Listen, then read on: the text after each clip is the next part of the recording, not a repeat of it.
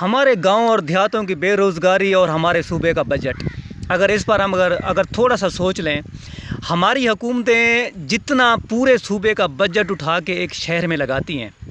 اس میں سے تھوڑا سا حصہ نکال کے اگر کسی گاؤں میں یا کسی دیہات میں کسی غریب کی حق کے لیے فیکٹری بنا کے لگا دیں،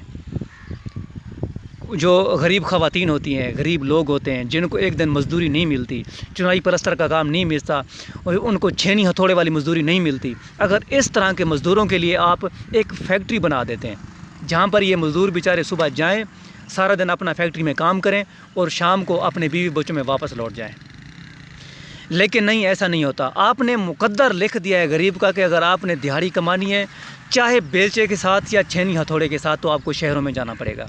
شہروں کی قسمت کو آپ نے اتنی وسیع کر دیا ہے جتنی گندہ آپ نے گاؤں اور دیہاتوں کی قسمت کو کر دیا ہے۔ گاؤں دیہات سارے ویران ہو گئے ہیں، سارے کھنڈر بن گئے ہیں گاؤں اور دیہات، صرف شہروں کو آباد کرتے کرتے۔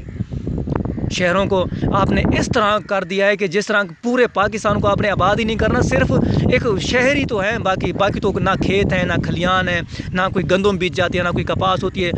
پورے پاکستان کا کوئی نظام ہی نہیں ہے سوائے شہروں کے۔ اگر جو بیچارہ غریب ایک کھیت کھلیان کی خاطر گاؤں میں رہتا ہے، اگر حکومت یہ سوچے کہ اس مزدور کے لیے حکومت کیا کرتی ہے، سوائے اس کے ہاتھ میں ایک بیلچہ پکڑا دیتی ہے، اس کے علاوہ اور کیا کرتی ہے؟ کچھ عرصے کے بعد اس کو بھیک دے دی جاتی ہے کہ یہ لو جی، تمہیں 12,000 بھیک دی جا رہی ہے، تمہیں 10,000 بھیک دی جا رہی ہے، یہ لو تمہارا مقدر ہے۔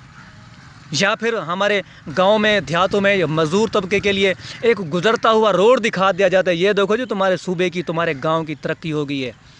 تمہیں روڈ بنا کے دے دیا جاتا ہے، اور اسی کا چاٹتے رہو، اسی روڈ کو چاٹتے رہو، صبح ناشتے میں چاٹو تو